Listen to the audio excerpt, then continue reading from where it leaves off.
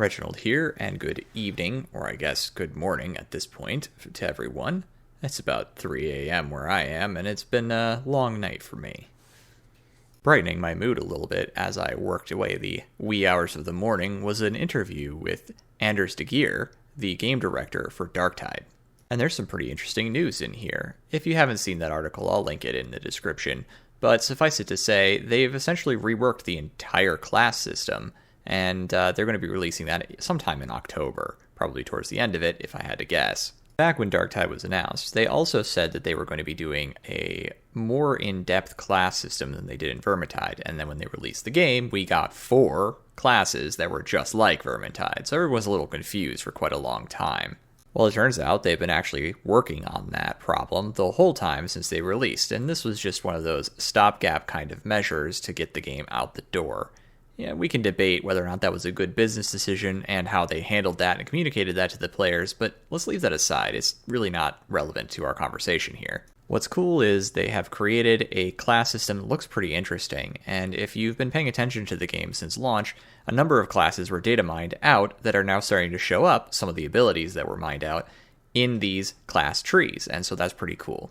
And I can say with some confidence, due to some sources I have, some friends and people on the forums, if you will, they have actually definitely and definitively broken each archetype out into 3 classes with class trees, but then what they've done is they've allowed that tree to cross-spec into other sections at various levels, and I'll show you that image now. And what this basically means is the data mined classes that were leaked earlier in the year are actually all going to be coming out apparently at once in October.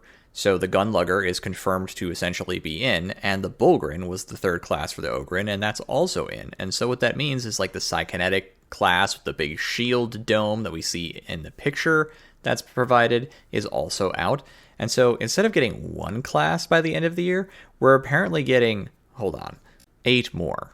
Now, that's not exactly right because we're not getting discrete classes. What we're actually getting is a complex web of interlocked, transferable skill sets and feat sets, but they're semi-broken out into classes, and they're certainly themed, and that's apparent by the image at the top of the Zealot skill tree that we get to see. You might remember that I made this video.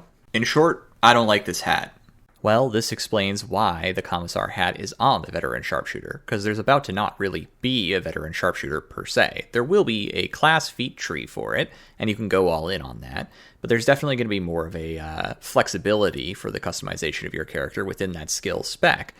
I think this is overall a pretty cool idea. Its execution remains to be seen, so I can't speak to how it's going to work out, but the idea itself looks cool. It looks like it's going to give the player a ton of freedom. If it's respecable, that's going to be a big question is, can I respec whenever I want, or do I have to pay credits or something? Like, is it going to be locked? Am I have to fight more locks? I don't know. But the good news is we're getting a whole bunch of new opportunities to play the game very differently, potentially, with very different feat trees and specializations. So I'm really looking forward to that. There was one really big thing I wanted to pull out of all of this, which is the Zealot feat tree has some specializations at the top of the image. So let's look at those real quick. On the leftmost one, we seem to have some sort of actual preacher, and this looks to me to be something very buff specialized. So I think that's going to be sort of the buff focus specialization, maybe the purifier that was sort of leaked and named.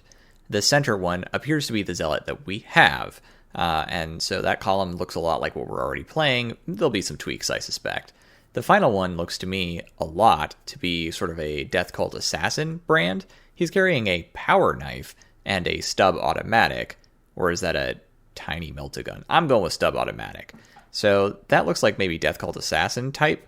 And hopefully that means we'll get some Death Cult Assassin cosmetics at some point, because I'm looking forward to that. I'll have to roll up a new character just to play that probably, but we'll see.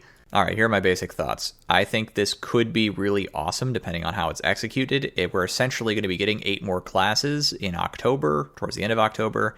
And there's some really cool potential here for a lot of customization, player agency, and fun new abilities that could really change the gameplay feel of the game for quite a while. I guess that's it for me for now. Have a great day. Oh, and happy Friday.